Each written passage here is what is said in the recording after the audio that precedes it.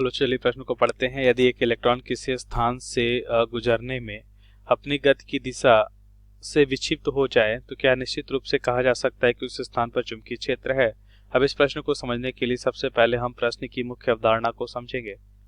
तो सबसे पहले हम यहाँ पे देखते हैं मुख्य अवधारणा। और मुख्य अवधारणा में हम यहाँ पे देखेंगे विद्युत बल और चुंबकीय बल क्या होता है और इसकी दिशा क्या होती है। तो यहाँ पे हम देखेंगे विद्युत बल और चुंबकीय बल को। चुंबकीय बल को Fm और विद्युत बल को हम लिखते हैं Fe से। तो हम यहाँ पे देखते हैं कि यदि मान लेते हैं चुंबकीय या विद्युत बल की दिशा है, जिसे हम E से लिखते हैं विद्युत क्षेत्र है, मान लेते हैं विद्युत क्षेत्र की दिशा है और एक इलेक्ट्रॉन है। तो इलेक्ट्रॉन पे जो बल कार्य करता है, जब कोई भी आवेशित कण किसी विद्युत क्षेत्र में होता है तो उस पर बल कार्य करता है और ऋणात्मक आवेश पे विपरीत दिशा में बल कार्य करता है, जिसका मान होता है E इंटू E। और अगर धनात्मक आवेश है तो धनात्मक आवेश में हम देखते हैं विद्युत क्षेत्र की दिशा में ही बल कार्य करता है, जिसका मान हो जाएगा Q इंटू E। तो धनात्मक आवेश और ऋणात्मक आवेश में विपरीत दिशा में बल कार्य करता है विद्युत क्षेत्र के।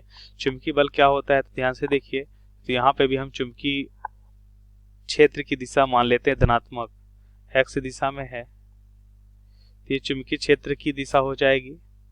और उसके बाद यहाँ पे अगर हम आवेशित कण लेते हैं और आवेशित कण मान लेते से धनात्मक दिशा में गति करता है, तो धनात्मक दिशा में गति करने के कारण हम क्या कह सकते हैं, चुंबकीय बल क्या हो जाएगा। देखिए चुंबकीय बल का सूत्र होता है, यहाँ पे हम लिख सकते हैं Q भी B साइन थीटा, जहाँ पे थीटा क्या होता है, B और B मतलब वेग और चुंबकीय क्षेत्र के बीच का कोण होता है। तो यहाँ पे देखिए जब दोनों समान दिशा में होते हैं, पहली स्थिति की बात कर रहे हैं, जब दोनों समान दिशा में होते हैं तो यहाँ पे θ1 कोण कितना होगा, 0 डिग्री। अब थीटा 0 होकर साइन 0 का मान 0 होता है, मतलब कोई बल कार्य इस पे नहीं करता है। अगर कण पे कोई बल कार्य नहीं करेगा तो हम कह सकते हैं इसके वेग में परिवर्तन नहीं होगा। अब दूसरा स्थिति हम ले लेते हैं, जब कण लंबवत गति करता है तो क्या होता है, इस समय कोण देखें अगर θ2 कितना हो जाएगा, 90 डिग्री हो जाएगा। तो साइन 90 का मान कितना होता है 1। तो इस तरह से हम देखते हैं चुंबकीय बल हमें क्या मिलेगा, QVB। तो इस स्थिति में कण विक्षेपित हो सकता है। और यहाँ पे देखिए अगर बल कार्य कर रहा है तो यहाँ भी कण विक्षेपित या कण की हम कह सकते हैं दिशा बदल सकती है। तो हमारा उत्तर क्या हो जाएगा, अब उत्तर को समझ लेते हैं। तो हमसे क्या पूछा जा रहा है, हमसे पूछा जा रहा है कि निश्चित रूप से कहा जा सकता है कि उस स्थान पर चुंबकीय क्षेत्र होगा जब इलेक्ट्रॉन किसी स्थान से गुजरने अपनी गति की दिशा विक्षेपित हो जाए।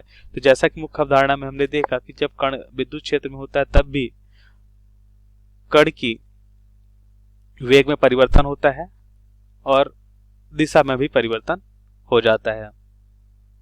जैसे यहाँ पे अगर हम देखें मुख्य अवधारणा में कि कण अगर इस दिशा में गति कर रहा था और विपरीत दिशा में अगर इस पे बल कार्य करता है तो कण का वेग क्या हो जाएगा, एक समय बाद पहले तो शून्य होगा, उसके बाद फिर से विपरीत दिशा में गति करने लगे। कण की दिशा यहाँ पे भी बदल गई। तो हम ये निश्चित रूप से ये नहीं कह सकते कि कण चुंबकीय क्षेत्र में ही होगा, विद्युत क्षेत्र में भी हो सकता है। तो हमारा उत्तर है नहीं। कण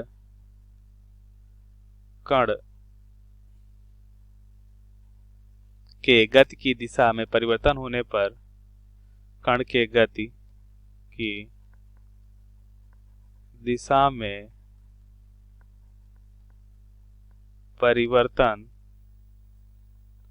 होने पर कण के गति की दिशा में परिवर्तन होने पर हम नहीं कह सकते